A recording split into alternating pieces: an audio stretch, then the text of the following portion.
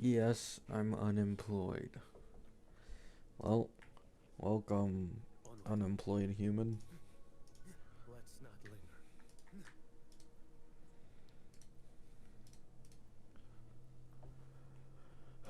linger.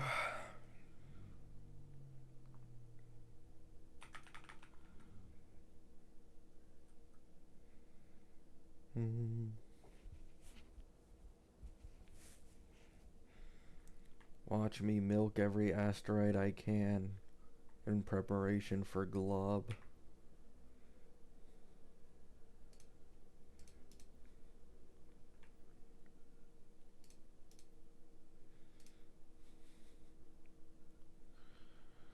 Unemployment. uh,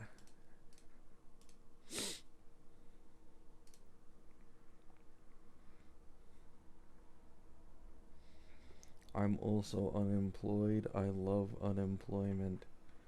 Crazy, man. Everybody who watches me is unemployed.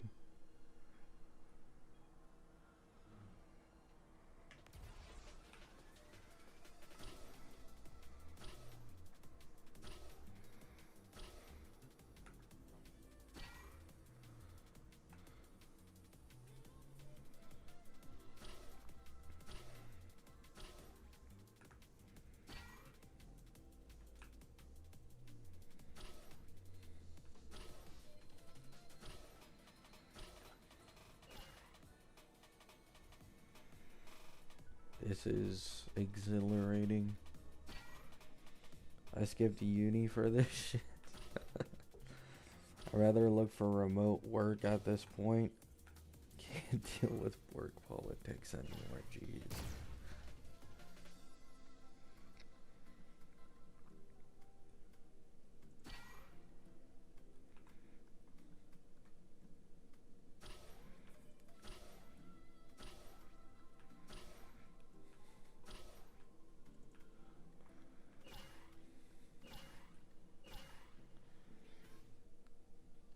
Crazy. I beat the Rainmaster in #1. I have been well, human.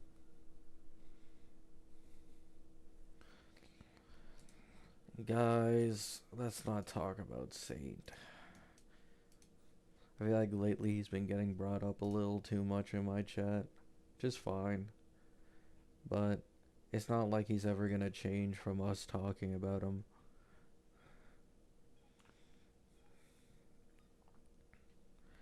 The guy just doom posts anything that isn't Woowa. He's not even like a Kurobot. He's also hated on PGR before. He just hates everything that isn't Woowa.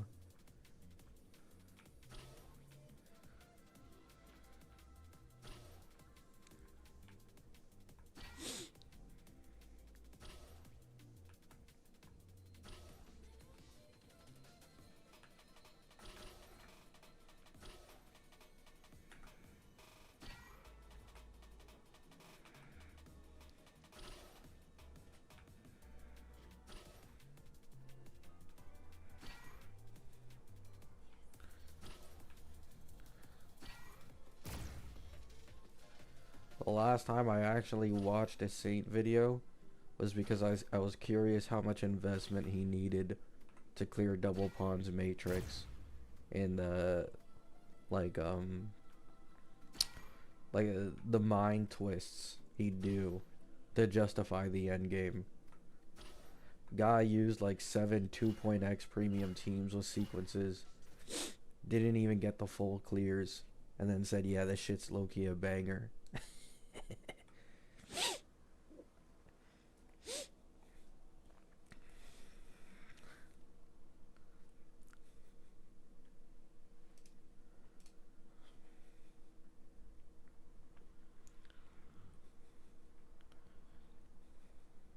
I mean, it's like, who even cares if he doom posts Silver Palace, though? Silver Palace is like the perfect case of game first, gotcha second. That could age incredibly badly, admittedly, but like most people will be playing Silver Palace for the story and aesthetic. Hope they got a good gotcha though. It would suck if they had like a mid gotcha. there's always like a catch to everything that feels too good, you know what I'm saying? So it's like, even though I love Silver Palace, I have like that feeling in the back of my mind the gacha will be so bad.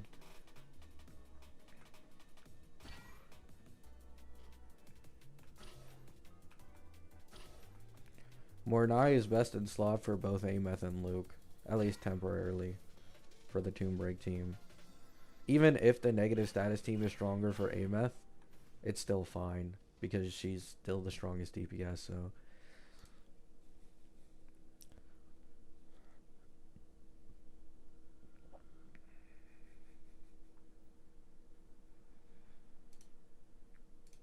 Mornai has like incredible value now. I truly think Mornai, like, at least for the first half of 3.x, will kind of be like an SK situation. It's like, yeah, she has super good general value, but then also on top of that has like teams that are really good too. That where she's best in slot in, which is really nice.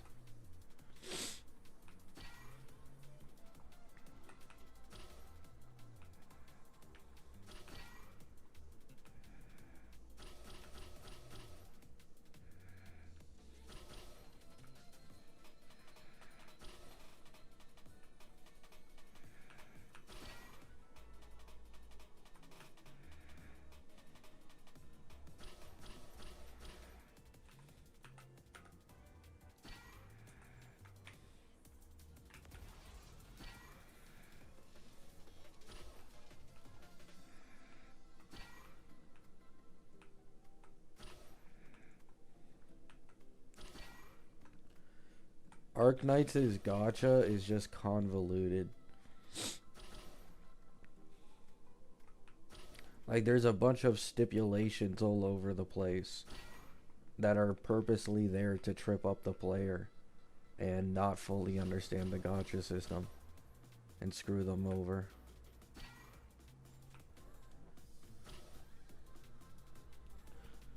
But it's a good gacha system overall. It's entirely dependent on how good it is by pull income. Already made a video on this. Like, all of this gacha system talk just doesn't fucking matter if the pull income is bad. And then if the pull income is good, it's fucking exceptional. So people gotta wait until we get into the second patch of Arknights, or third patch, and we see the pull count. Because the first patch is always gonna be inflated with like 100, 200 plus.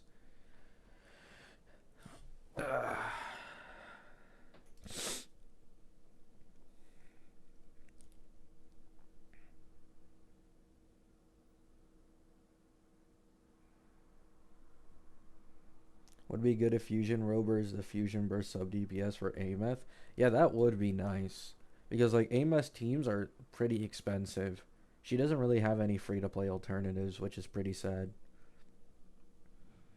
Selling 2 teams for her is like for sure something. I wonder if this will be like a normal thing going forward for like big characters, or if this is just an exception for her.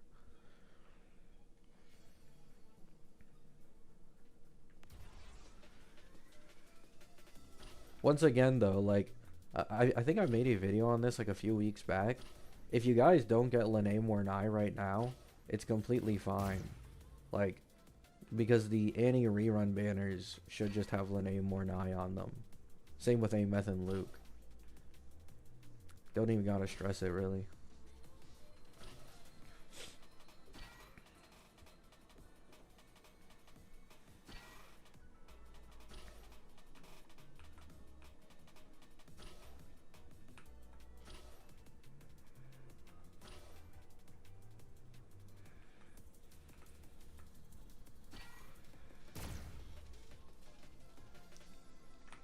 Scared for the Annie? I mean, there's like, technically you have 3 patches worth of pulls till the Annie. 3.1, 3.2, and 3.3. My plan is still to just go all in on Galbrina. Try to get her S6, which is really unrealistic. But if I do get S6 or close to it, then, you know, I'll just wait until another rerun again.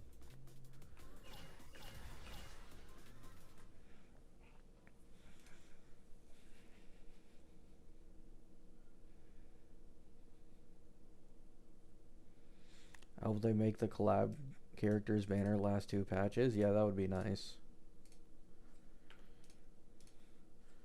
I wish they would do it like HSR, but I doubt they will, because HSR is kind of like an exception, I think.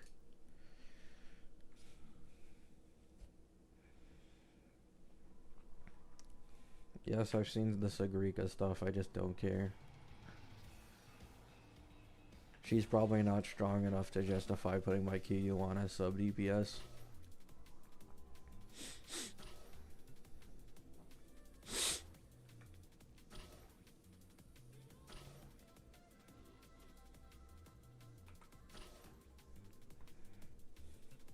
I tried using Prolova on the middle tower today, and low key, it was not the best.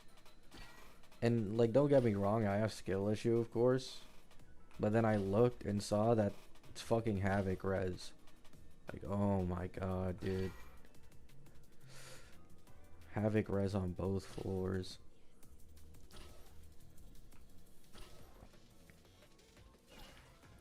Now it's the last TOA reset.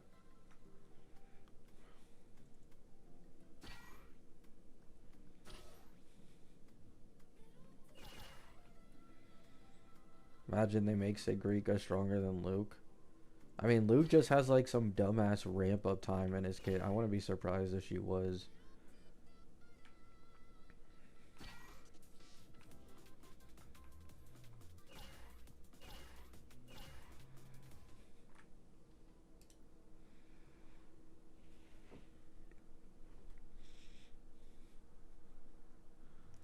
I need to get Kanta at some point too, for my Fro, so I can free up Lene for my Galbrina.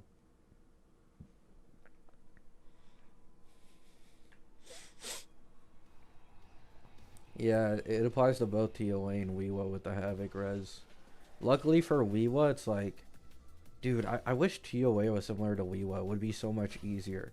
But what I mean by this is like, if you have one team that scores insanely high, it also contributes towards your second team clear and like your overall clear, right?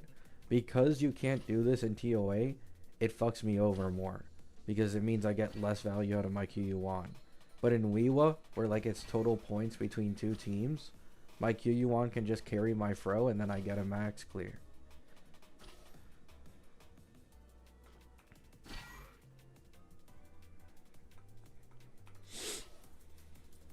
Lene.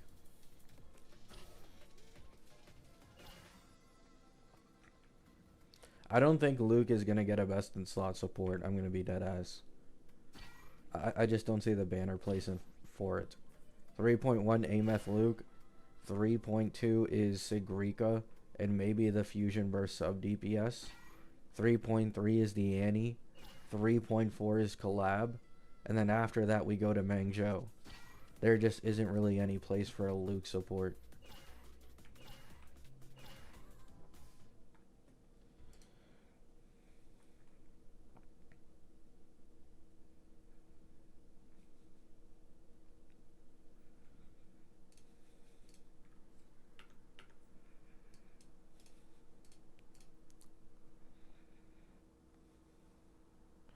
Maybe they make Lucy Luke sub DPS? I mean, maybe.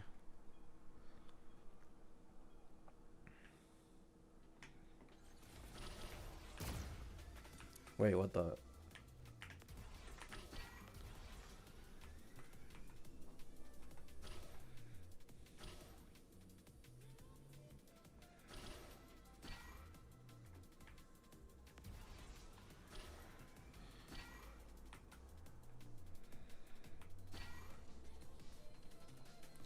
I want free David. Not happening, man.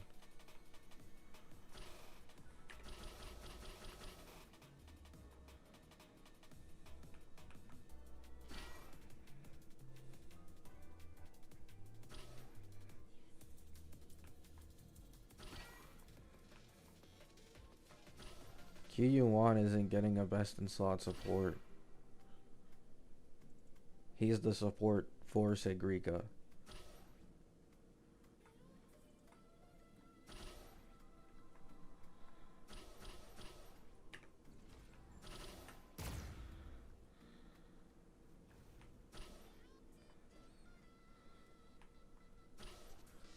Can't a girl dream? Nope, no dreams in these gacha games.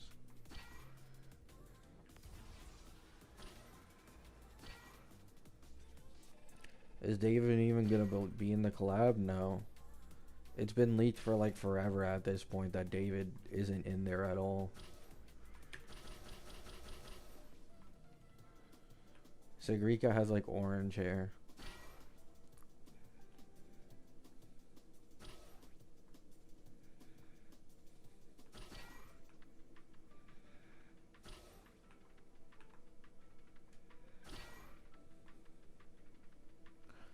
No reason I should pull Sagrika. Already got Galbraith on Fro. Yeah.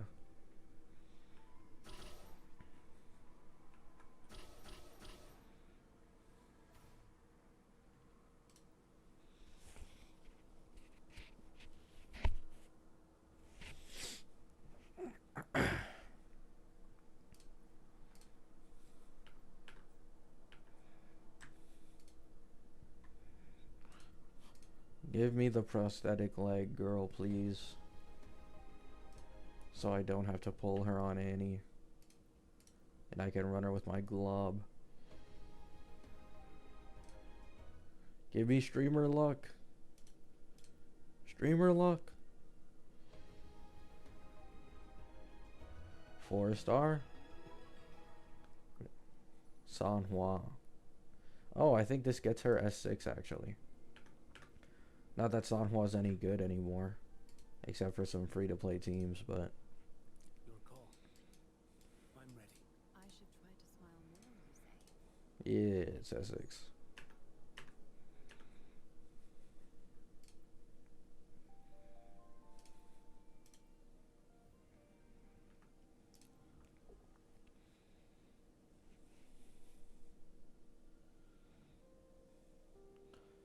Silver Palace, I believe, is coming to mobile.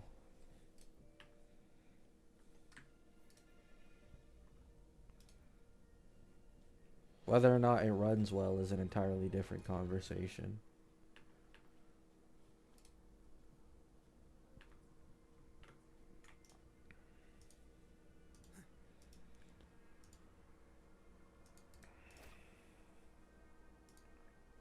Can you keep up? In HSR, are you a free-to-play or free-to-play plus? It depends on which account. On my Cassie account, I spend money. On my Anoxa account, I haven't spent a dime.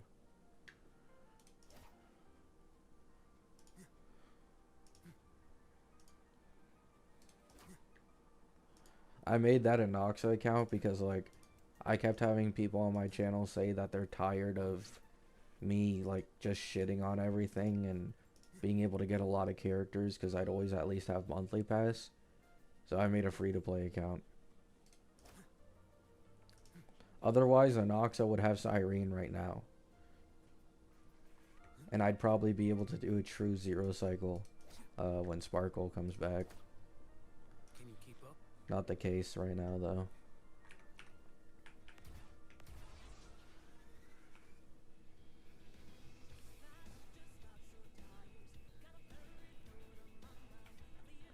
What's the future of your Anoxa account?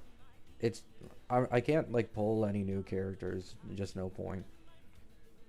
My Anoxa account, currently the pull plan is all older characters. So Cyrene, Ceridra, and then Sparkle for my Archer.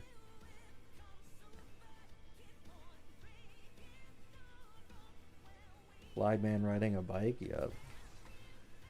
I do have 3 accounts, but I don't play on the 3rd one anymore.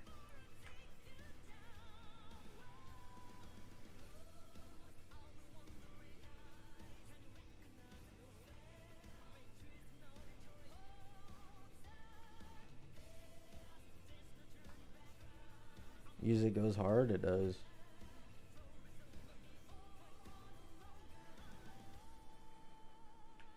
The YouTube Phanon account? Yeah.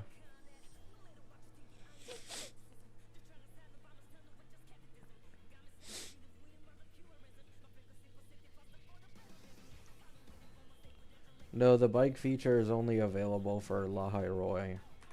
Or it's called like the Roya Frostlands here. Yeah, the Roya Frostlands. In Renacida, Black Shores, and Huanglong, you have flight, but no bike.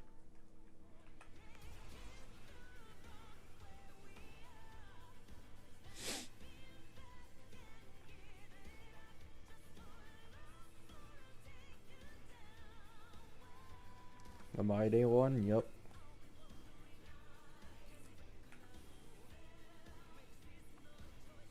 It's just unhealthy for me to play that many HSR accounts, and it gets in the way of me wanting to play other games, so...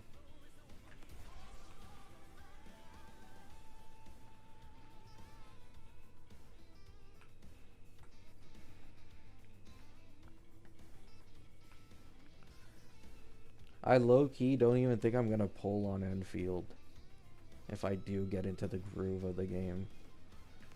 I'm probably gonna keep saving my pulls on Enfield.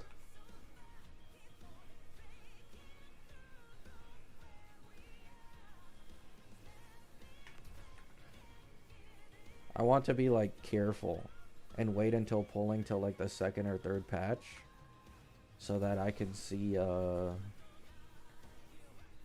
like what the pull count average is. You're gonna play the game? I'm gonna try it out. Yeah, I'm gonna try it out. But like no promises on whether or not I make content and like consistently play it. Are you gonna quit HSR? No, why would I quit HSR? HSR is like the easiest game to play in my life. Even with like how dry it can be at times, shit is like hella convenient. While also having sick ass animations and designs. I'll never leave HSR. Maybe if I was like a casual player who really struggled with endgame because I didn't have a full understanding, yeah, maybe I'd quit it. But not now. I just don't struggle with HSR endgame, so.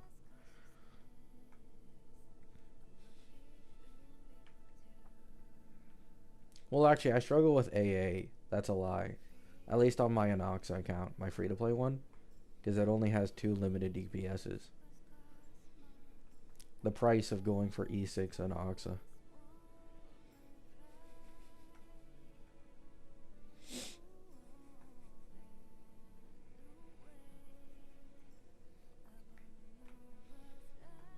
Oh no, HSR does not play itself.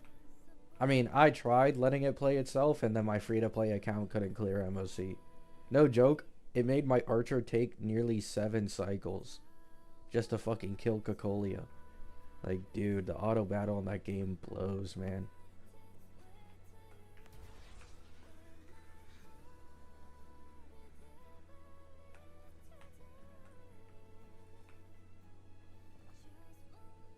Just S6, Drew.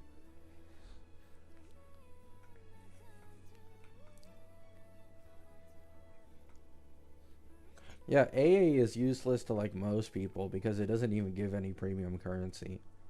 The most you can get from it that really matters, I'd say, is the self-modeling resin. But for the self-modeling resin, you care more about the knights, which are like the easier ones, as compared to the actual boss, like the big bad. So if you got like 3 solid teams from a version, then you just clear that for a while. Get the free modeling resin.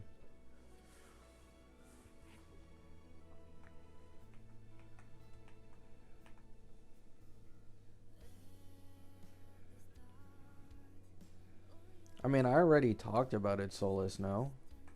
I made a video on that like a few months back. I think it was like a half-year update.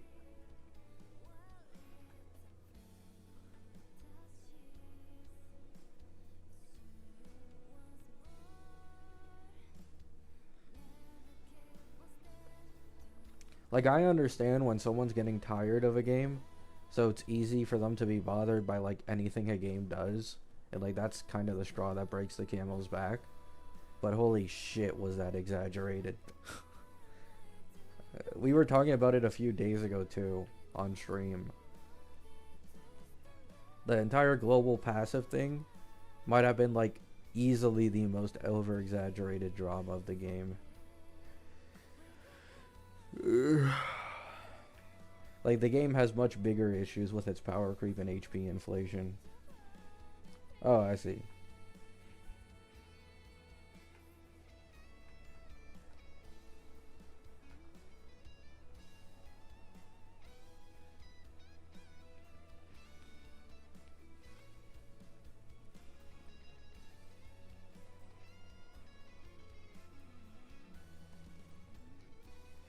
But yeah, I'm currently like cooking up what to do on this Woo account because I have so many options if I go for Galbraina.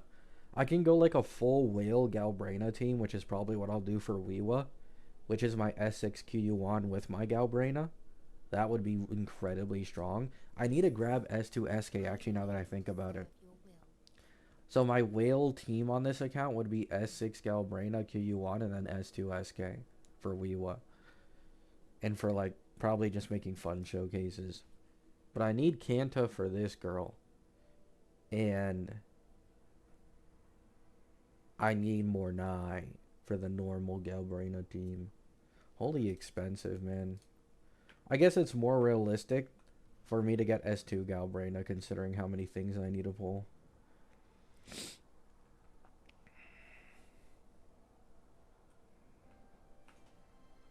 S6 would be like after a long time.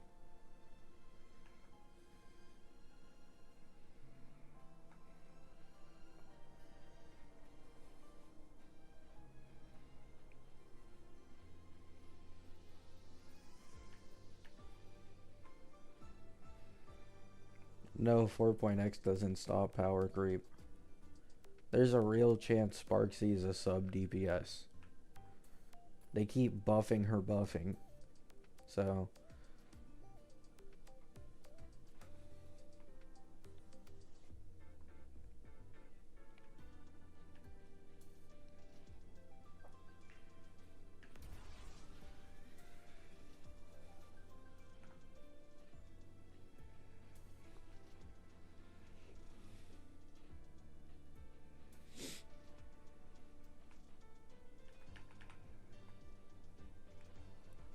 I mean, I understand people being like cautious of global passive. I always have been.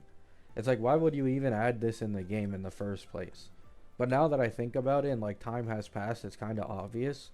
They just implement global passives into a character that they really want to sell, right? Like if someone's already on the edge because it's like, oh, it's the Annie character, but I don't really want them. You bait them by adding a little extra something on the side, and then they're like, oh, that's it. This character is like, I need him, right? That's kind of like, I'm assuming the way Hoyo thought about it.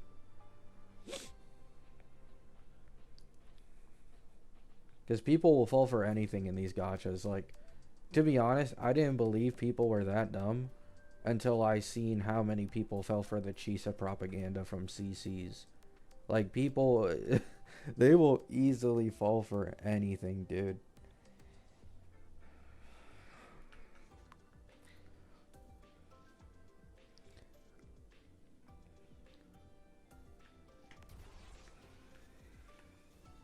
Let's not linger.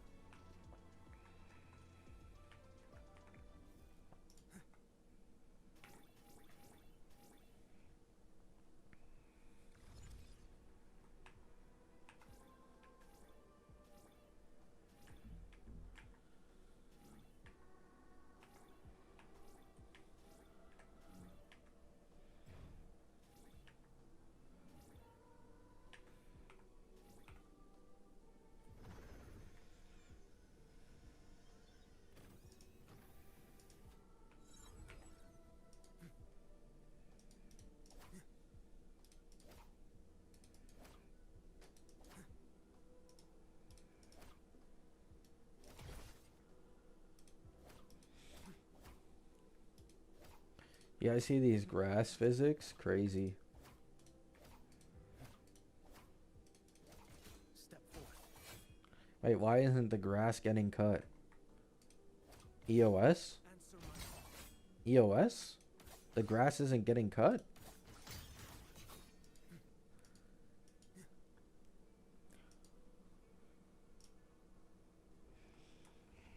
Onward.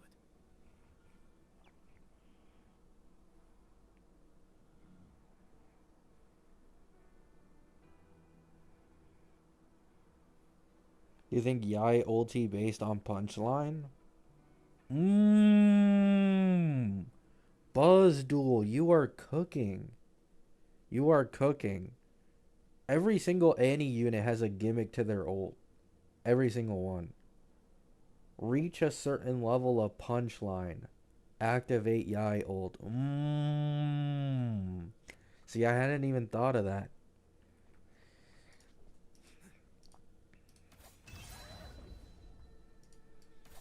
That would make Sparksy sub DPS more credible. Because she generates an absolute fuck ton of punchline with her like SP consumption.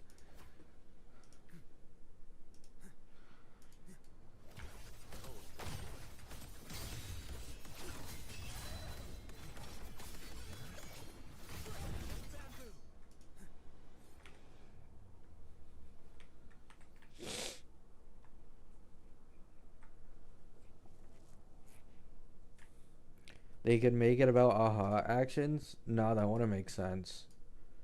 If they made it about aha actions, it would just be too slow. Aha at max with like 3 elation characters can maybe get like 2 turns in a cycle. Like if you look at Acheron and her ult gen, if you look at Cassie and her ult gen, they're just way faster than that. So it would make more sense if it was tied to punchline. Can you keep up?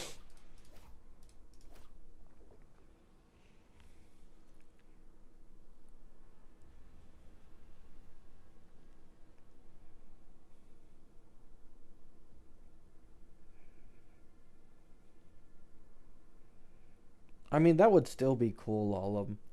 Like, imagine if they did that for Aggie. Like, Aggie was an HP scaler who could synergize with the full mono rem team, but she just wasn't as strong as the Annie unit. Like, even though that obviously sucks, it's like, that's a way better route than what Aggie originally got, which is like barely any upgrades from teammates and being way, way behind.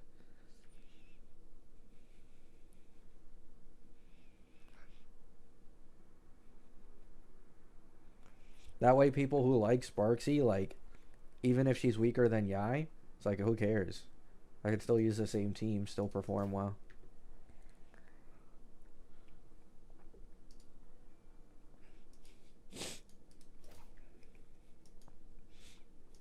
Yao Guang has a free aha action, yeah, but she doesn't get that ult often. She has like a massive energy requirement.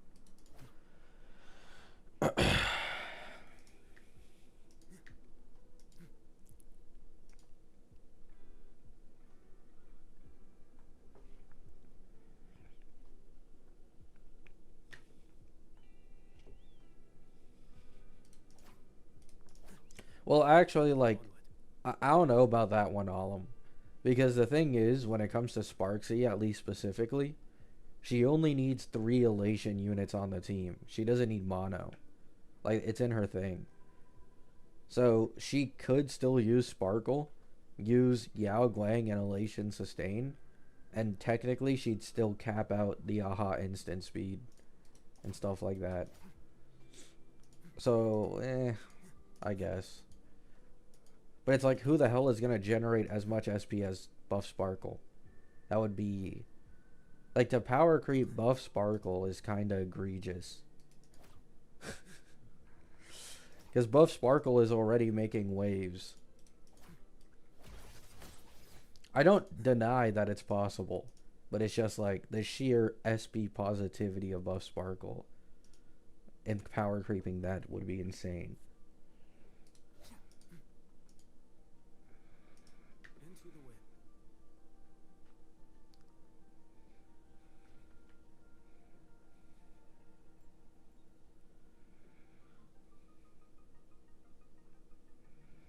Is it okay to skip Yao Guang for elation units? No. They actually recently buffed Yao Guang more to be better with the elation characters.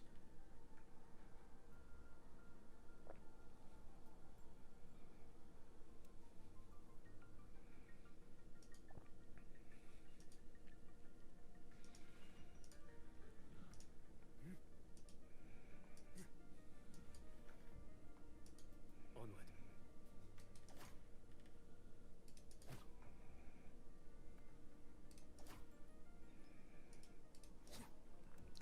You guys can't really compare Yao Guang with Sunday.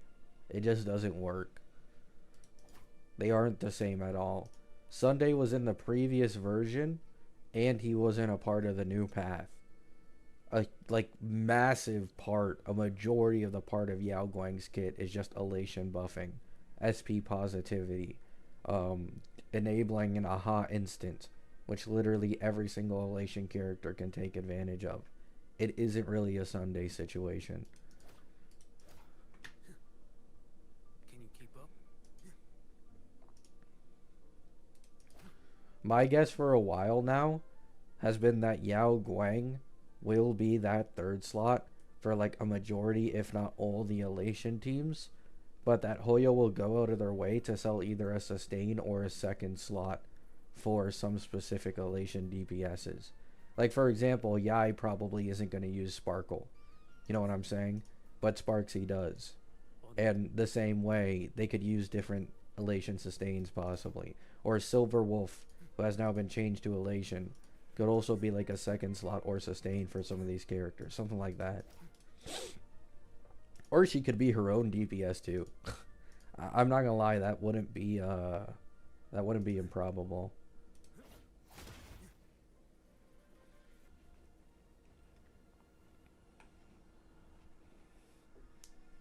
Yao Guang can be compared to Cyrene? Yeah, I think that's fair.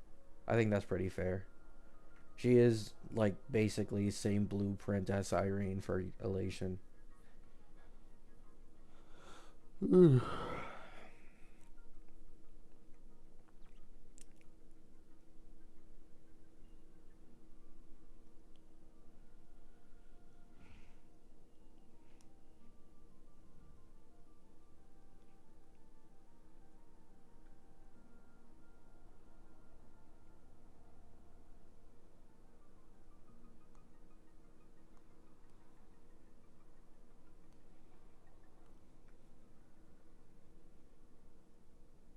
I mean, it's like any character without their best in slot in HSR these days just isn't the greatest.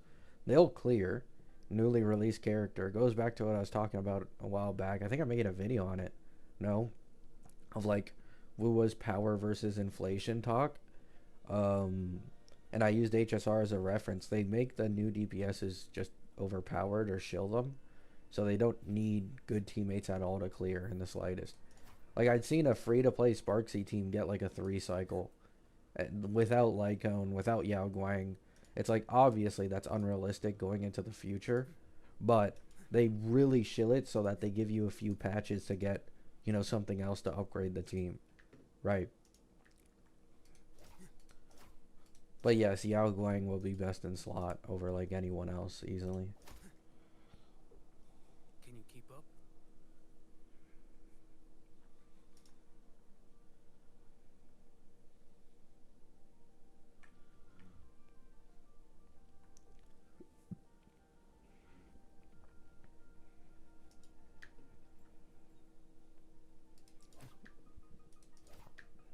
Onward. I mean, I don't disagree that pulling DPS first and then waiting later to see if they keep the same best in slot teammates or get new ones is a bad thing. Like, this is legit what I recommended people do with Phenon. And like, I also said the same thing with Cassie, actually. I told people I didn't think Tribby would be best in slot for Cassie. Because it's like, her global passive, or sorry, not the passive, but the field, her territory, it gives Respen, right?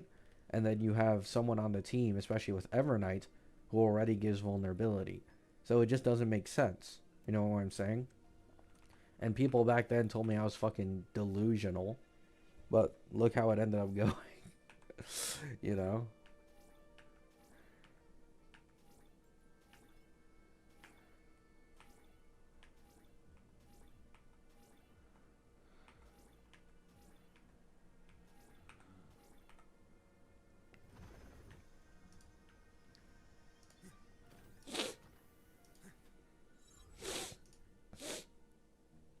Can you keep up?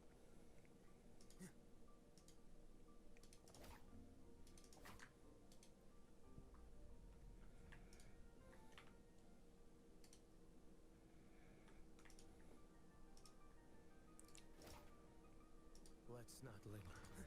Do you have a cold? No, I just have my window open. Calls.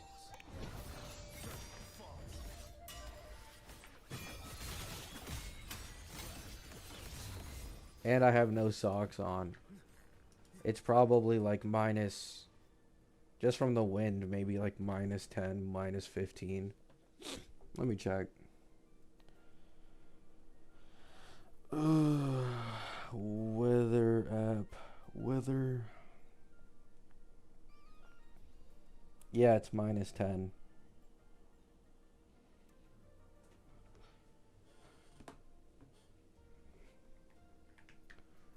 You live in Greenland? No, I live in Canada.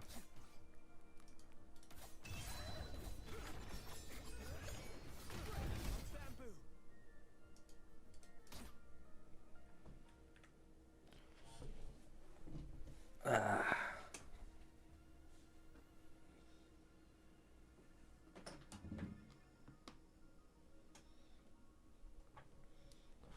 When will the next drip be? For what? I don't think they do. Oh, you mean like normal drip, not just like new characters. I don't know. I mean, they only recently dripped Sparksy and Yao Guang, no? Like a week or two ago. So it's probably still a while.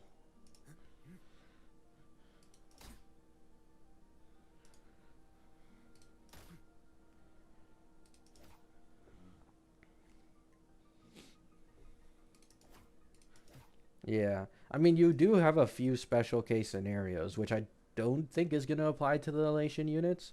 Well, technically, like, you know, Sparksy can use Sparkle. So there is a chance, even if she gets like a new best in slot with elation, that she can always just go back to Sparkle, which makes that one slot where she has an alternative support. But like, I'm sure we may get one or two DPSs in this version that are probably like Phanon. That might be wishful thinking. But where they can just use any teammates, are more reliant on their Eidolons and Lycone, which just makes them way better in my opinion.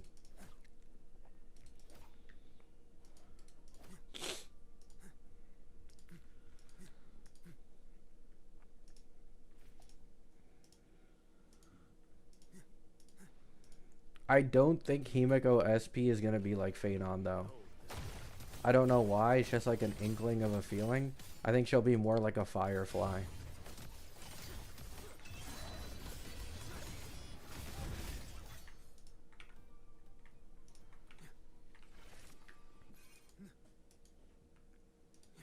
Onward.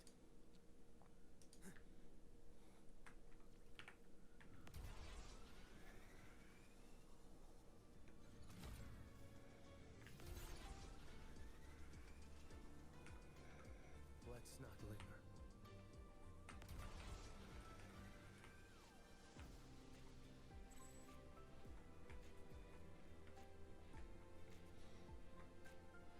Himeko SP is not going to come. I mean, she's basically confirmed to be the second main push. It's like kind of, I think it's been a thing for a while now that she's the second main push.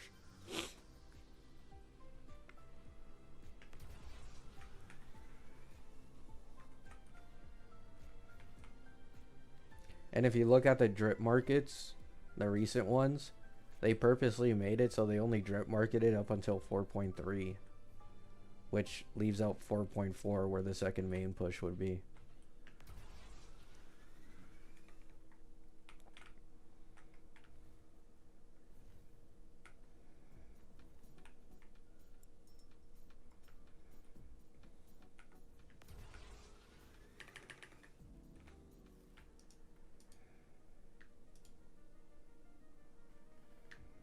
See you later, Hedgehog.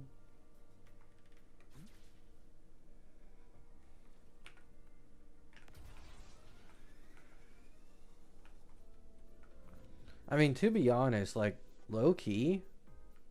Oh, wait. Hear me out, guys. Hear me out. Am I cooking? You guys remember how they released Ruod May on, like, the last patch or near the last patch of version 1? And then they didn't circle back with a limited DPS until Firefly? What if Himeko SP was break? And they did this exact same situation with Dahlia? I think that's a real possibility. I hadn't thought of that before.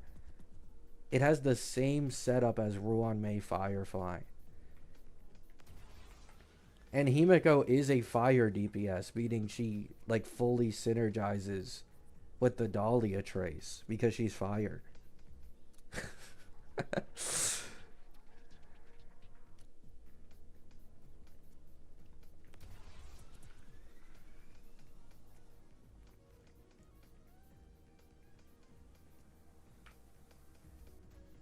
I think that's a real thing.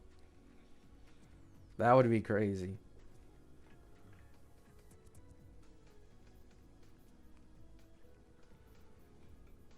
Because like we've all been thinking, right? Like, oh, the next break DPS is going to be La Mancha.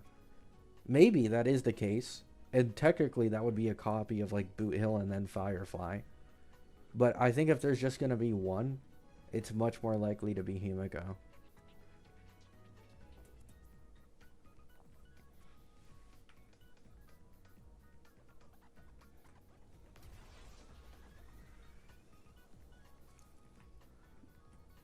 Let's not linger.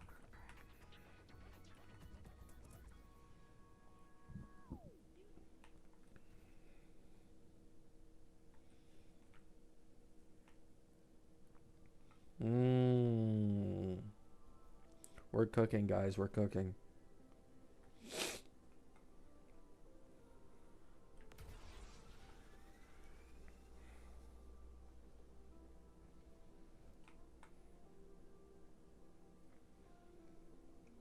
Himiko is a break character in Currency Wars, so it's a high possibility. Yeah. I mean, low key, I'd fuck with that. The thing is, break has E1 Mei. You know what I'm saying? Like, I'm sure, cause obviously, second main push means they'll get more break supports probably after their patches. But because of E1 Mei, like most people owning her at this point, I really like break. I used to not to, because it was too expensive, but with E1 Mei being free, I actually like it.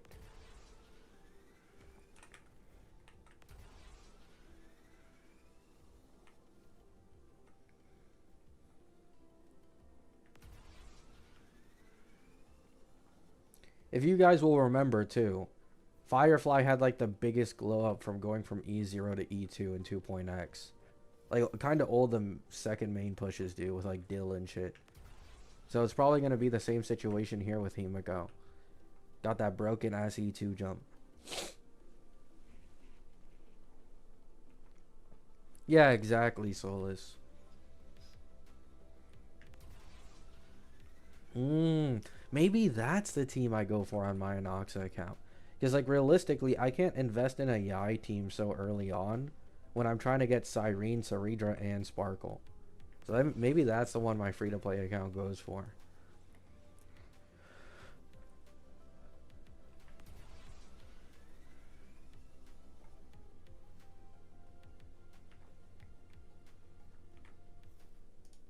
Let's not linger. Mandate calls. False. I mean, I think if there's any support getting replaced in Break, it would be Fugue. Like, actually, they'd probably... no. I think the most likely to get replaced is Ling Shaw, actually. It would make sense if they finally made a break sustain that was really good.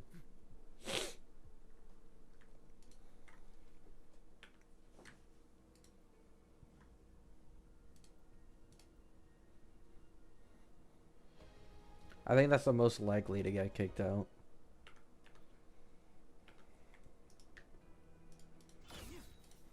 Can you keep up?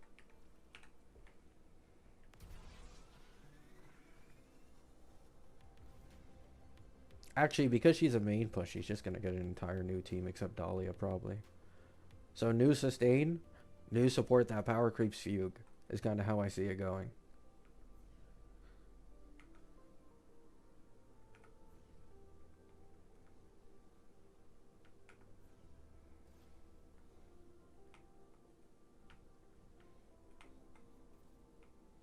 Which is good for me, because I haven't invested in the break team at all on my Anoxa account, so I don't lose anything.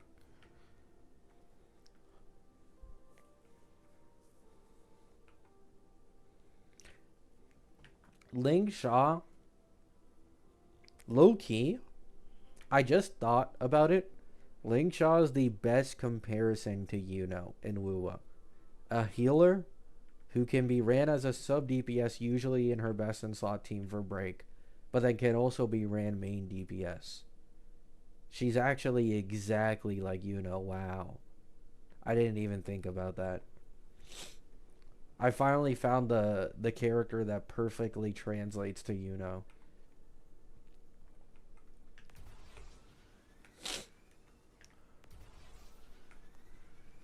Yuno way better, man. Okay, dude. Okay.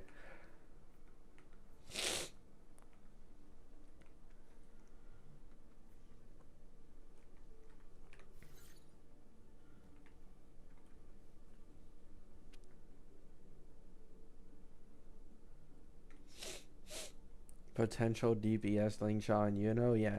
Maybe that's why I hate Yuno so much. Because, like, I know she's just going to end up being a Ling Sha. Anyone who runs her DPS will be perfectly happy. But anyone looking at her for, like, support capability or, like, good general value just kind of gets fucked over. And it's like, it's even similar in the way that, like, Augusta doesn't even want Yuno. Like, there are multiple teams that can achieve the same, if not similar, performance. And then it's also better to go into her sequences. So it's like, same thing with Break Team. They don't even want Ling Sha because they can just run sustainless.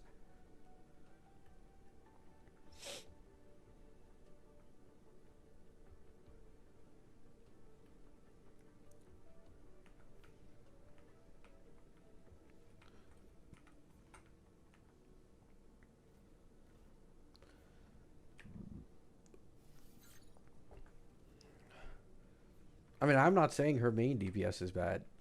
I know her main DPS is solid, especially now with Lene. It's like Augusta level. But it's like anybody can hit that level of main DPS these days.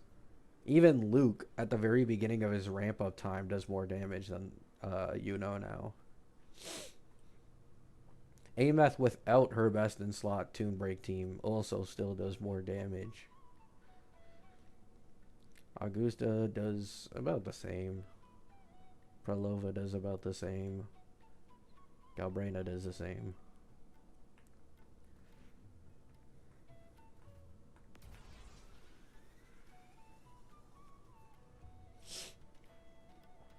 I'm not gonna lie, why did this game make Chisa not have 2 Vigor and double Pawns Matrix? Are they stupid?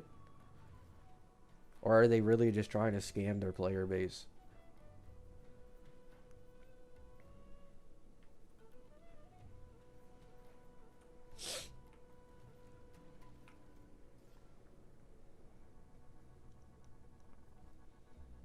Luke is still top 3. At the very beginning, he's like late 2.x main DPS level in his best in slot team. And then after a few tune breaks, he's top 3. And he gets back to the 2 million damage per rotation thing. That's why I put it on my community post. That one Luke picture that's trending currently. Like that anime girl from the gambling anime. Of like Luke after hitting 4 tune breaks to finally hit 2 mil DPR. Because that's actually how his kit works. You need to get off a certain amount of tune breaks for him to fully max out his kit.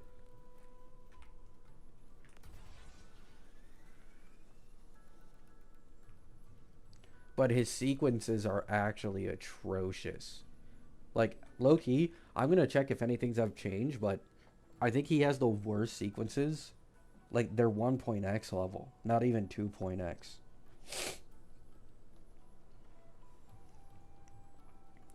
Let me see.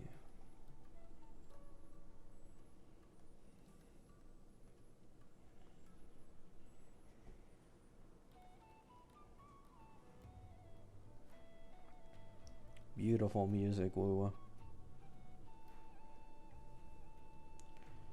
Nope, his sequences haven't changed. They're still abysmal dog shit. Holy. Depressing.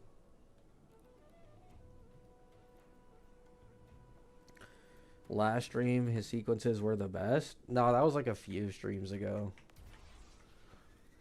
And like the last video I made. It's because of mistranslations. Turns out it's trash. S0 to S3 is a 36% damage jump. Which is just so bad.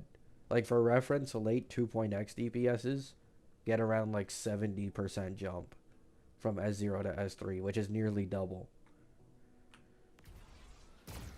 So if you're a sequence investor currently, for like some of the late 2.x DPSs, technically Luke would end up being way weaker if you go into sequence investment.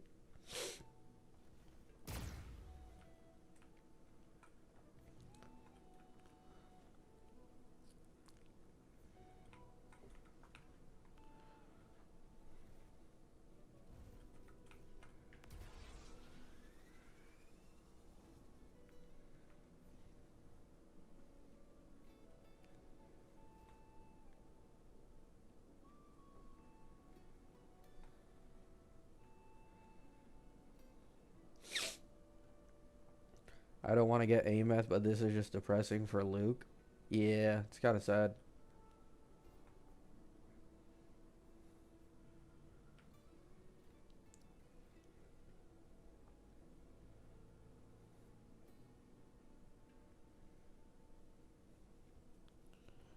Nah, 40% is like 40% damage jumps is basically Zanny and earlier, I think, from S0 to S3. I think after that, every DPS has gone 60 to 70%. I can check right now. Let me check Pride one. I'll look at Zanny and Lotta, and then after I'll look at everybody after. So,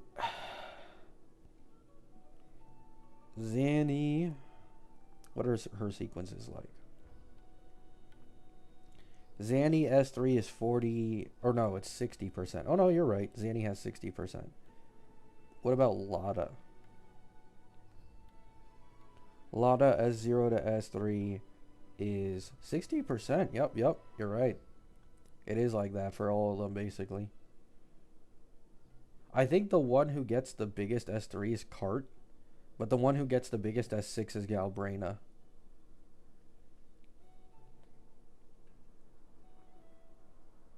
Yeah. Galbraina's... So, like, from S0 to S3, Galbraina gets 70%, which is normal. But then from S3 to S6, she gets an extra 100%. I don't know why, but...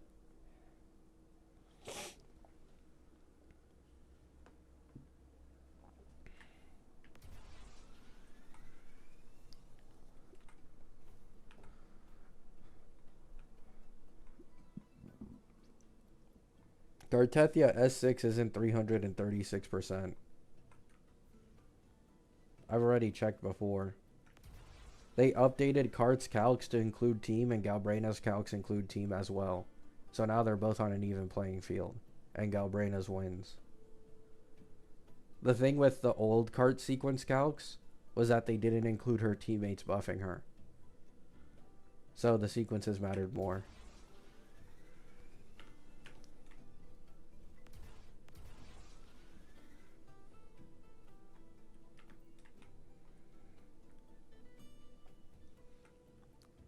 I mean, you could just get Linné for Carlotta if you don't have Zeshy. If I remember correctly, Linné is like just as strong, if not stronger, than using Zeshy for Carlotta now. Do you think the devs will actually listen and change Luke sequences? Well, I don't know how true this is, but just sitting in the Discord for a little bit and hearing other people talk, apparently CN is not happy. They are not happy in the slightest about how bad his sequences are and him being weaker than Ameth. And they're like complaining over there. I don't think it'll do anything, but...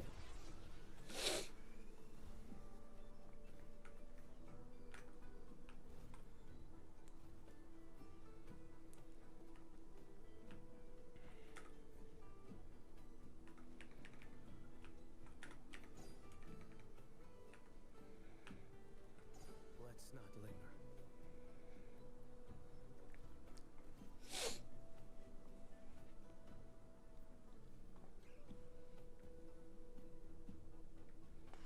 I mean, the thing is, Cowben, or sorry, Solus, CN players, when it comes to gacha games, are way more used to spending copious amounts of money. Oh, someone's coming for me.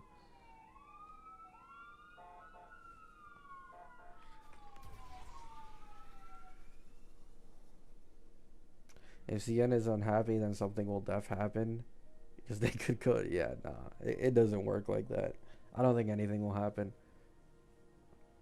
But like, because CN is so used to vertically investing like crazy on, um, what's it called? Characters, they're mad at how much better Ameth S6 is as compared to Luke. Because if you compare S0, it isn't too bad, right? But they've done calcs on like S6 Ameth versus S6 Luke, and it just isn't close, like at all. Ameth just completely fucking blows him out the water.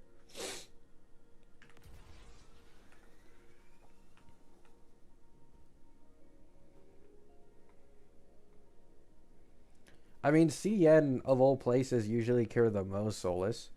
Like, CN is the one that complained about the Nouvellette changes in Genshin. They also complained about Zhongli being too weak when the game first released.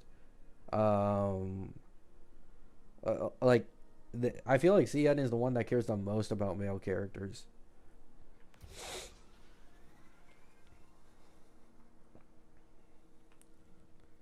Like, if you talk to like people on the EN side of the WUA community, they'll just be completely normalized to the males being weaker and not caring about it. Like, nobody would actually do anything.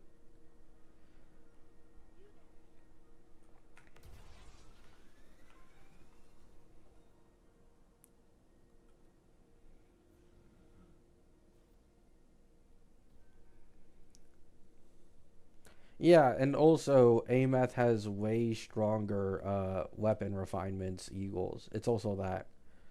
Like, if you go from R1 to R5 for Ameth because you've already achieved her S6, then she becomes about like 20% stronger overall.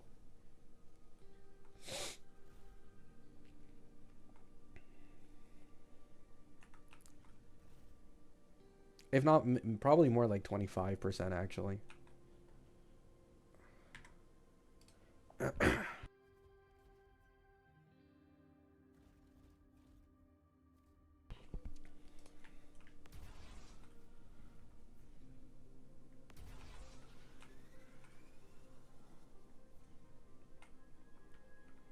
Phanon was like a very special case scenario because he was a main push DPS or a main push character. So there were a lot more people that cared about him, and even then, like, they didn't do anything. They barely changed Phanon at all in his beta, despite all the outrage from the EN side.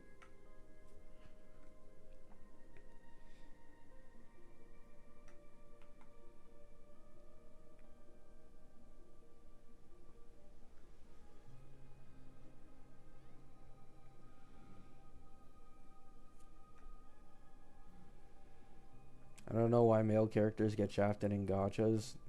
They're so well sold if presented and written well. Because it's just easier to sell women without good writing as compared to men. If that makes sense. At least in my opinion. Like, it takes less effort for them to sell like a Prolova, for them to sell a Cartethia, than it does for them to sell a Luke and make him compete with them.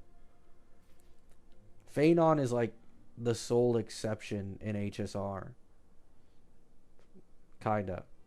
And even then, like, despite Phanon probably getting the most story relevance I think a character has ever gotten in HSR, he still isn't technically the most popular HSR character. Like, there's still Firefly and Acheron. He's probably more popular than Cassie for sure, though. Just like generally, not just sales.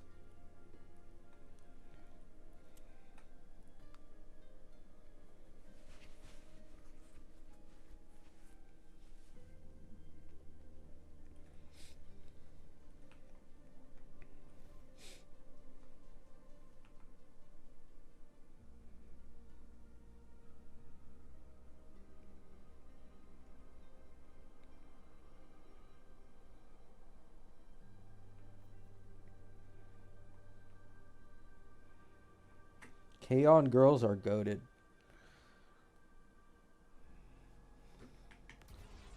I will continue to goon. Goonie Maru.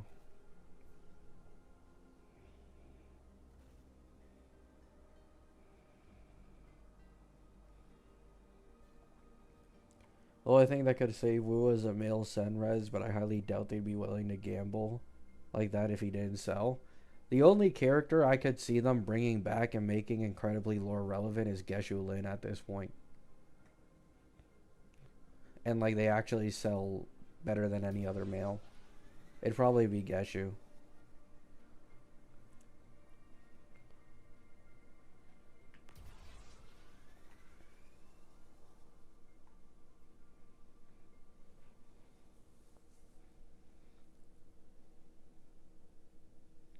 Scar, I don't think Scar would sell as well as Geshu Lin if he was given lore relevance. Hot take.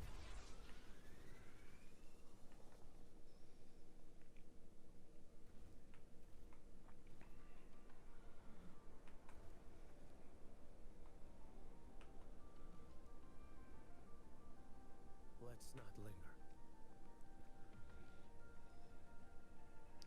A lot of people just don't fuck with Scar's design. Geshu Lin's is like cleaner, if that makes sense. And it's just easier for people to fuck with him.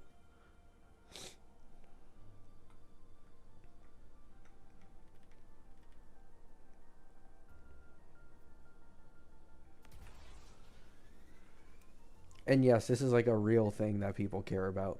And it plays into whether or not they want to pull a character is how they look.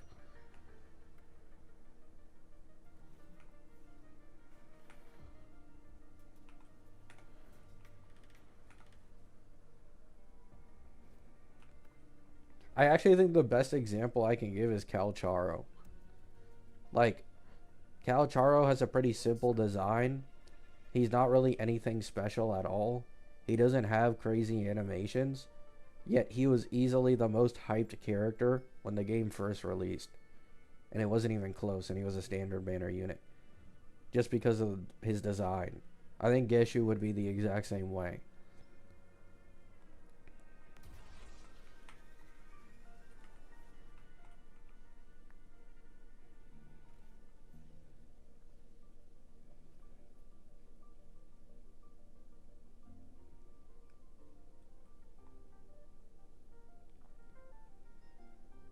Calcharo looks like Sephiroth. It doesn't matter what he... Like, this is my point. Geshu Lin looks like other characters, too.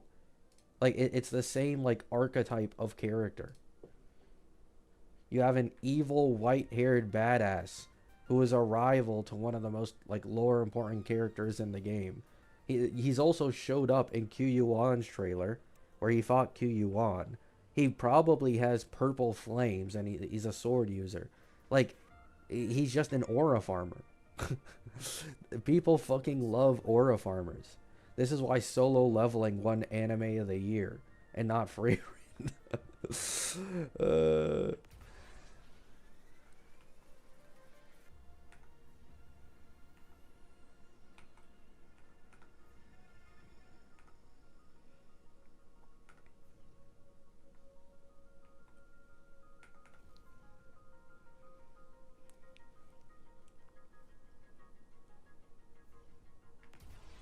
Hype moments in aura has to be stopped.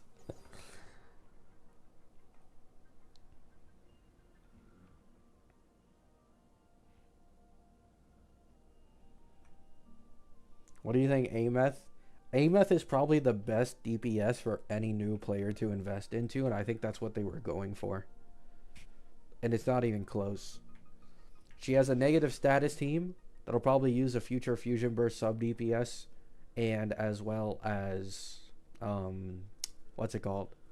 Chisa. And then she has a Toon Break team with Lene Mornai.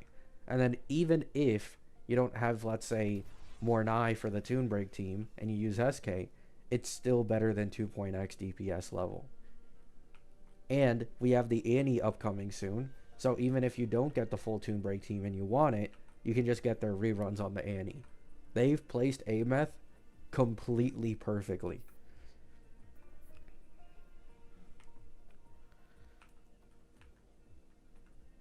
They made sure she was in 3.1 so she could rerun in 3.3 Annie banners. And people go in for sequences and shit. Which, hot take, I think Wua will have either another pull event or spending event on this Annie again. And I think it'll be more, you know, like more incentivized, better rewards for doing that shit as compared to the last time.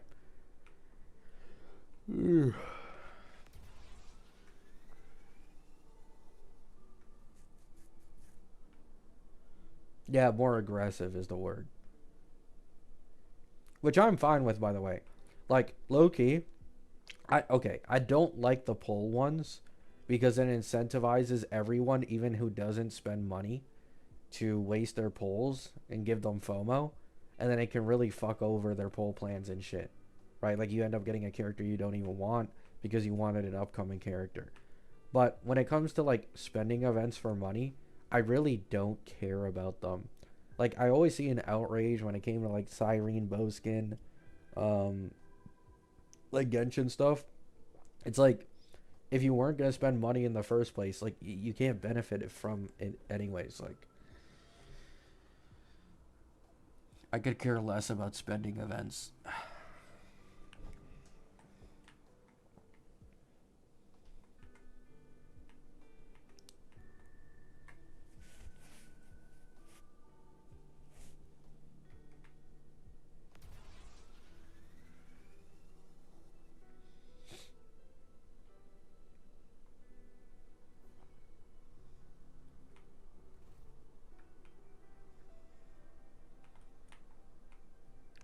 Yeah, understandable, who, man. It's like, yeah, because, like, for example, if even if they put, let's say, right, even if they put like some free, you know, selector on the anti-spamming, ZZZ did this, right?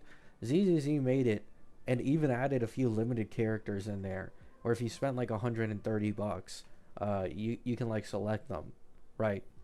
I didn't even spend money on ZZZ. Like, I originally planned to, but I stopped myself. It's like, there's no point. Even though I have the money, it just ain't worth it. So people who already don't spend money at all, I'd imagine especially wouldn't really be moved by spending events.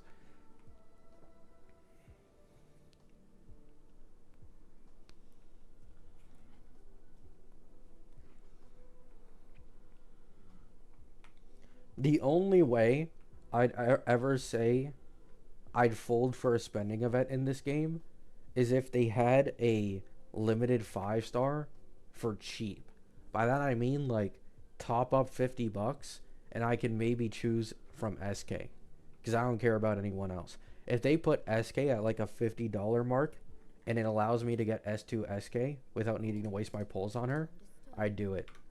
That's probably the only case scenario I can imagine myself doing it.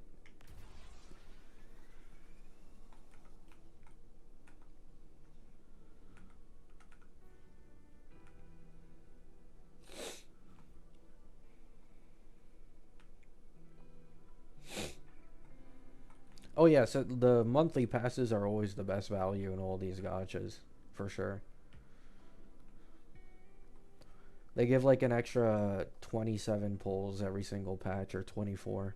I don't remember which one of the two.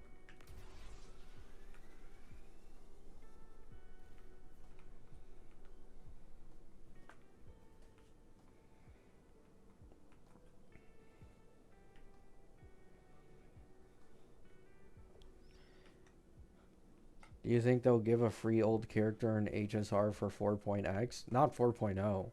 In 4.x somewhere? Yeah, probably. I mean, they already do it with the golden token, technically. All they'd have to do is update it with a semi-valuable character, because everybody just uses them on Ruanmei.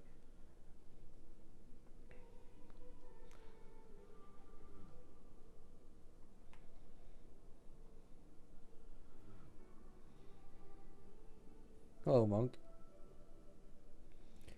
Verena is only semi worth it.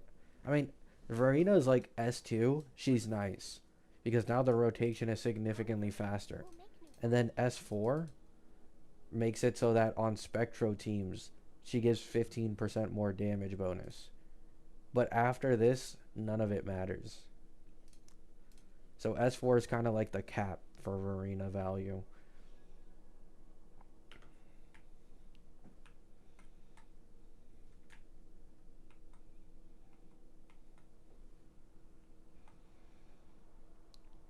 Was it Step Leaks Meow? I don't think it was Step Leaks. I'm pretty sure it was Seal Leaks. And Gemberry. And either way, I don't really care.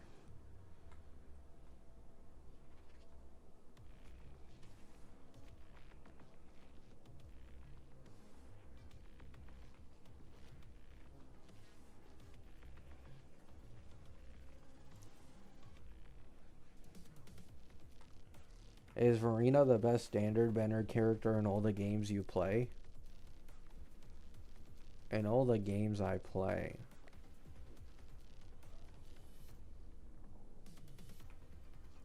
No. It's debatable between Bronya and Varina. I'd say that's the closest I could compare to. Because people still use Bronya as an insanely good option for like Phanon and some other characters. Especially with her Eidolon investment, because we got to select her at some point. I'd say those two are the most comparable.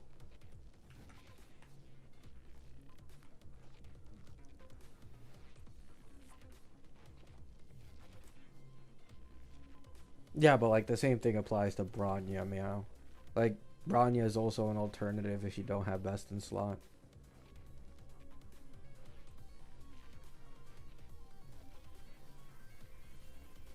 Varina's more general? Yeah, you can make that argument for sure.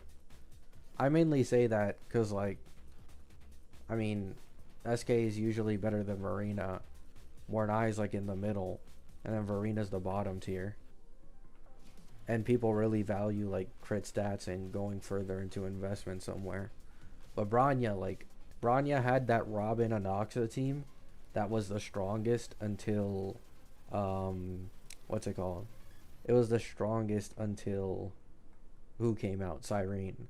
And then Phanon also still uses Bronya because his own vertical investment is better.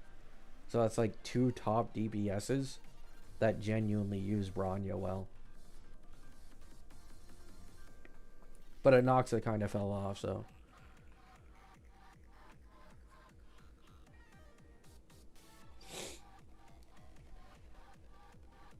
No, Mornai is not better than SK. At least not generally.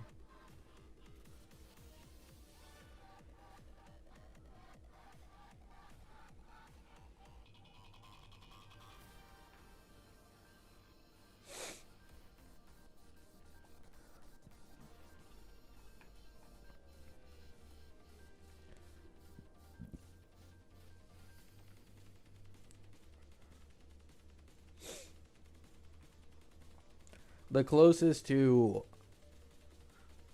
like Bronya Varina thing is Bleach Soul Resonance with Kisuke, but that game just came out, so it's kind of hard to say because they haven't even released any limited supports for any of the attributes yet. S1 Mornai is better? Yeah, but that's an S1. Shorekeeper doesn't need an S1.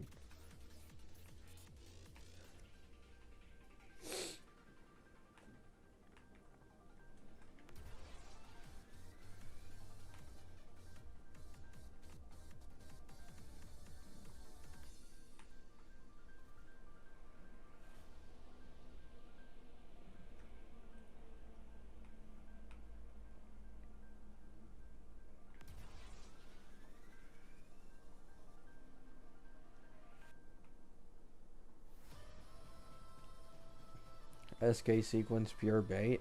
I mean, her S2 is really good. A 40% attack buff. But outside of that S2, it's just mid. S1 is useful for like skill issue players. Like, I actually appreciate SK's S1 when I use Fro, because I don't really know how to rotate her optimally. So the extra time it is on field helps a lot.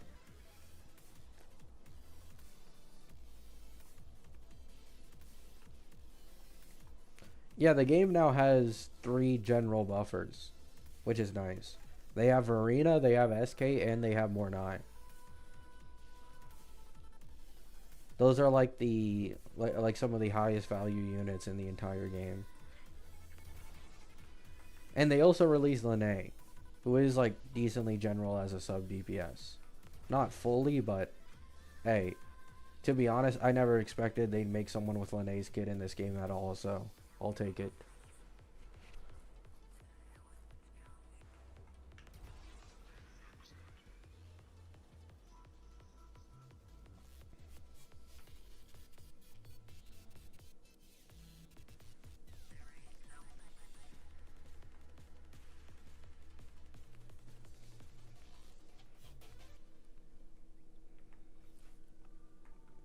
That's actually a big reason why I didn't or like didn't want to keep up with ZZZ Cowben.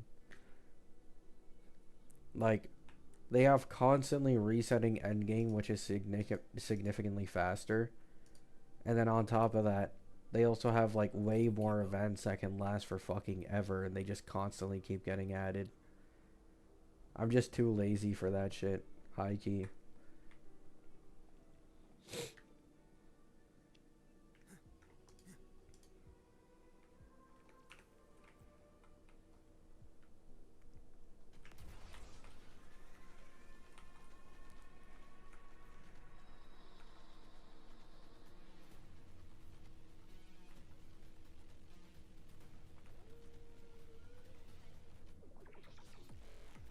Laziness conquered me. It did, man. It did.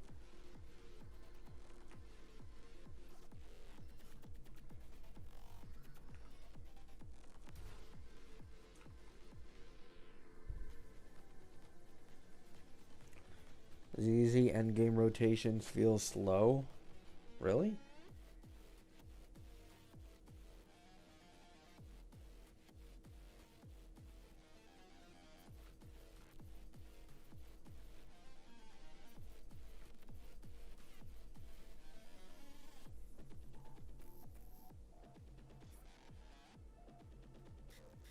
Wuthering Waves events are the opposite. I mean, WUA has always had an event problem since literally its conception. It's always had not even just the quantity, but the quality of the events in this game. I've always thought have been pretty sad. Now they have been stepping it up in my opinion. Like this new thing, this like Operation Front stuff. This shit is actually pretty cool. It incentivizes you to do like exploration and you build roads across the map. Like I actually like this one. But like for example, I don't want to do this. I really don't. And most of the other events are just eh. Like I just did the racing one earlier.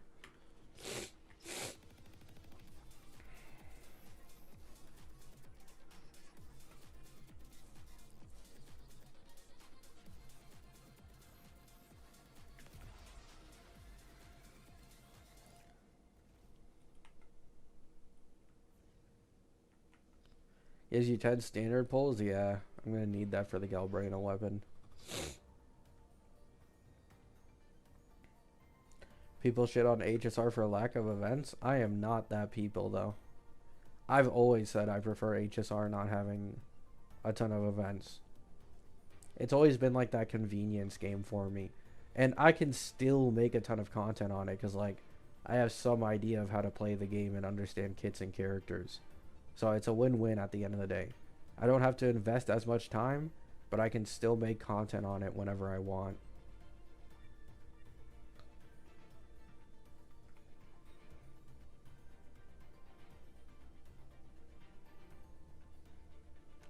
Oh yeah, 3.8 is especially dry because of the delay though.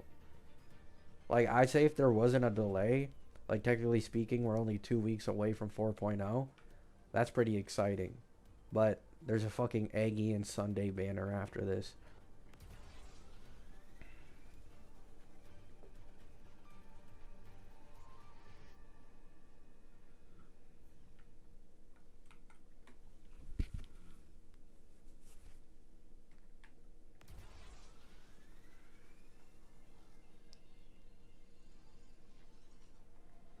I don't think I'm gonna play that Flogon, dude. I don't even want to see any more gotchas. Holy shit, I'm brain rotted with them at this point.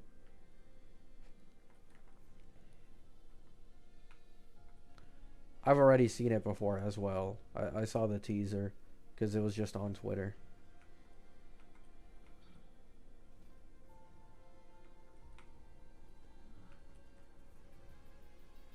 Quick gotcha. True.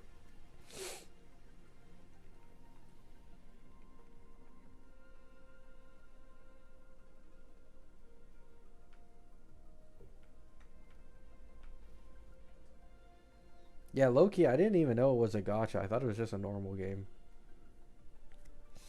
Because the graphics look, well, insane. It looks similar to Silver Palace, where it's like, what's it called? Like, it's mainly supposed to be a solo player. The Waveman quick gotcha. It's actually hilarious how, like, me and Waveman have opposite problems. On my channel, people are significantly more critical of everything HSR does in like Insta Doom post.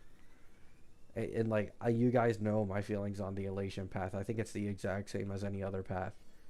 And then Waveman is the opposite. It's like he has people on his channel telling him to apparently quit the game because he doesn't like the Elation path.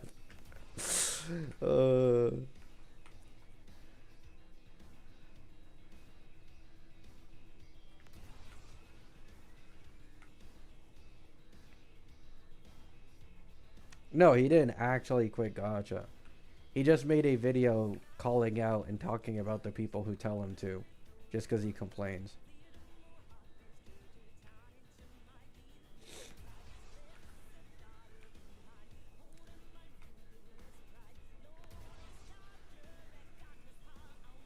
I've already said it before. I'll say it again. The Elation path really isn't any different to just other characters being released. There are so many non-new path characters that have same bullshit light cone jumps, that have same bullshit teammate reliance on the same level as like Mono Remembrance or this Elation shit. Like, it just always exists despite the path. It doesn't make a difference. If anything, being part of the new path is just better if you're willing to invest into it, because they get shielded for longer and get preferential treatment.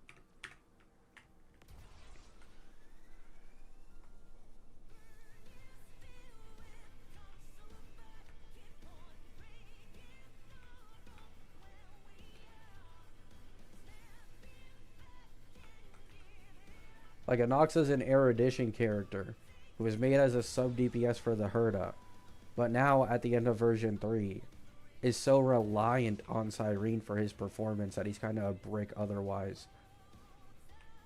You know what I'm saying?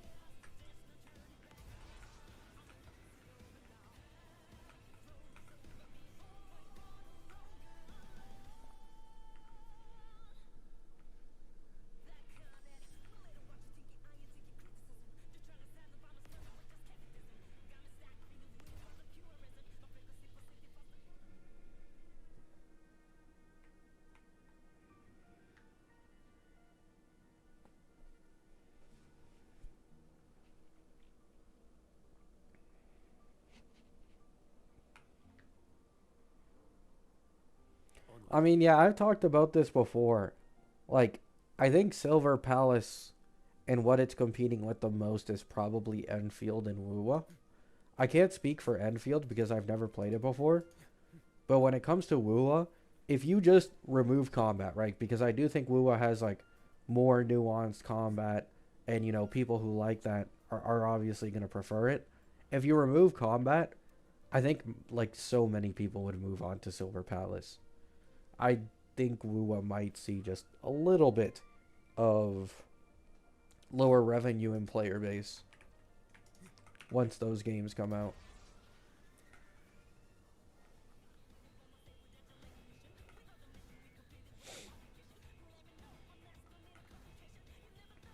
Let's not linger. Behold.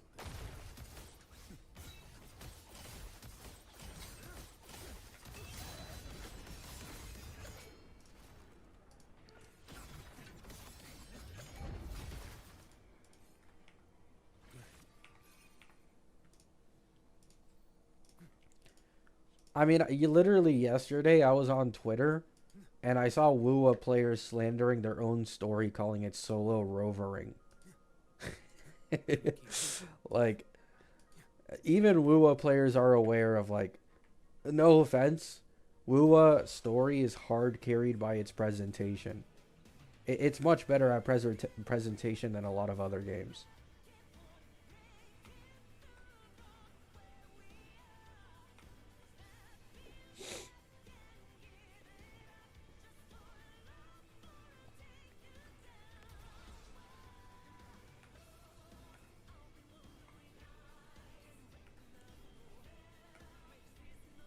Let's not linger.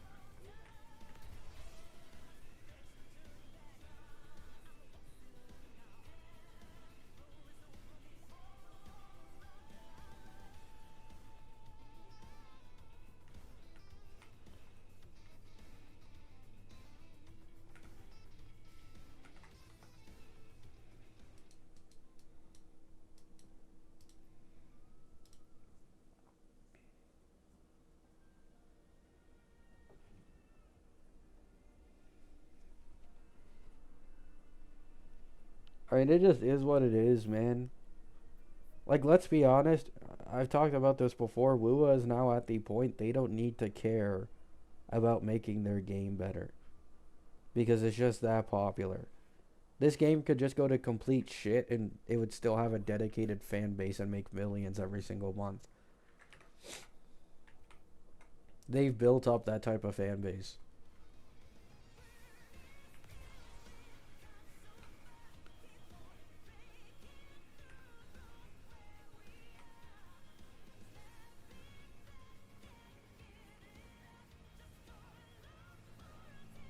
Also, bad news, everybody.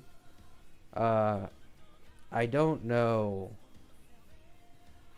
Like, so it's currently leaked that the substat selector doesn't exist in the current WUA beta. So people don't know where leakers got that from. So we'll obviously have to wait a few more beta patches for it. But there's a real chance that that substat selector was just fake because it's not in the current 3.1 beta. The merging thing is real though. That's a bit doom posty. WUA is not that popular. No, it is. It for sure is. WUA is that popular. They just wouldn't die. It doesn't matter.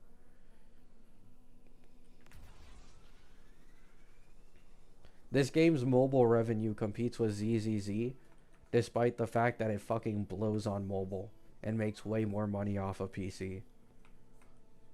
If you included PC numbers, it definitely makes more than ZZZ right now.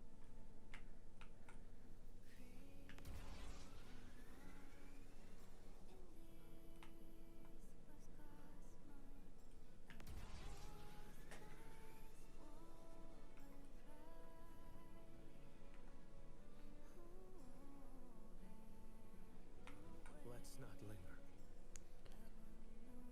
It's surviving by doing the Genshin tactic. It would survive. It doesn't matter. I feel like there's no way you guys can say this when literally the first Annie was just an absolute chop. It was a complete filler patch. Had damn near no content.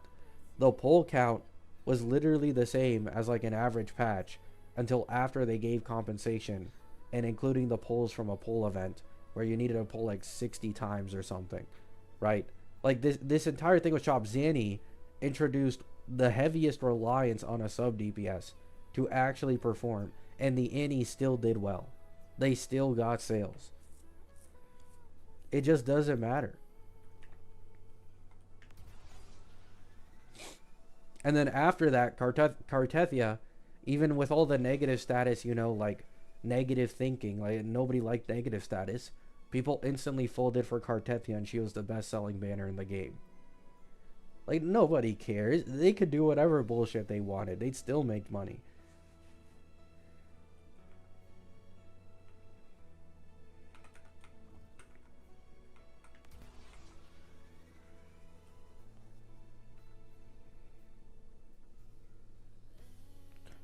I dropped it during the Annie. I mean, I understand that. Like, some people obviously were pissed off enough to leave it. but like more people joined anyways, and they still broke sale records with characters, proving that like it just don't matter.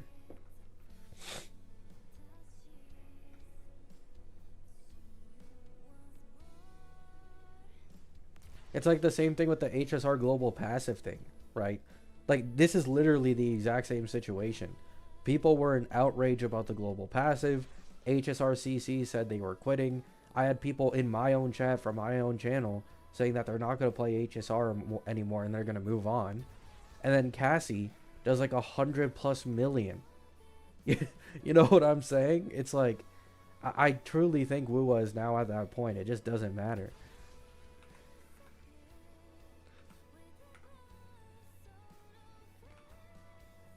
Because like I say like 95% of the casual player base, they don't care what the game does or like what bullshit they pull with teammate reliance. They just don't care about it.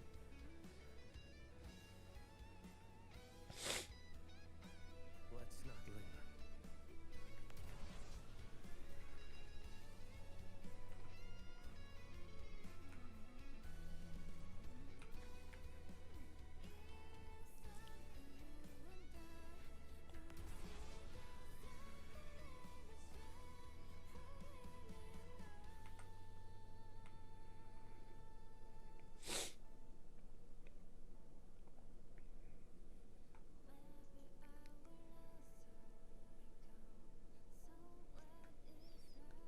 I think they mean by combat animations flow gone. I don't think they mean like what do you think they do?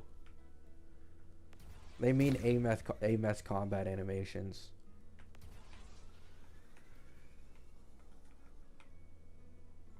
Let's not linger.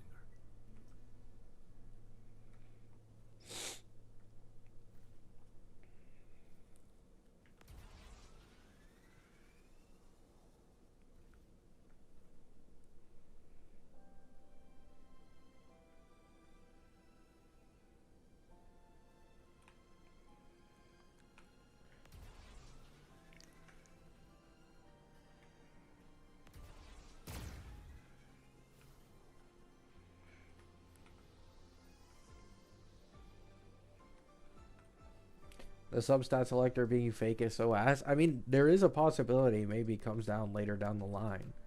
But it's just that in the current Wua beta it doesn't exist. Like you guys can go out of your way if you're in the Fractured Shores Discord. Check the leakers feed section and it's there. Like I also thought it was in the beta, but they're like, nah, I don't see this shit. It doesn't exist.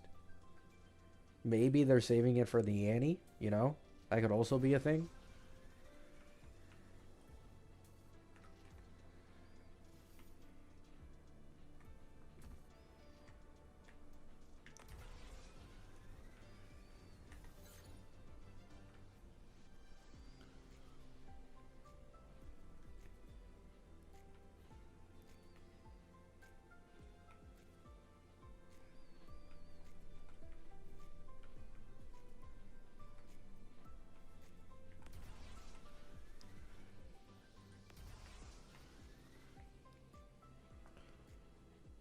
Alright, chat. I'm gonna call the stream off here. I already streamed for longer than I originally wanted to. Thanks for stopping by. I'm gonna go eat something because I haven't eaten yet. Have a great day. Have a great night. Peace out.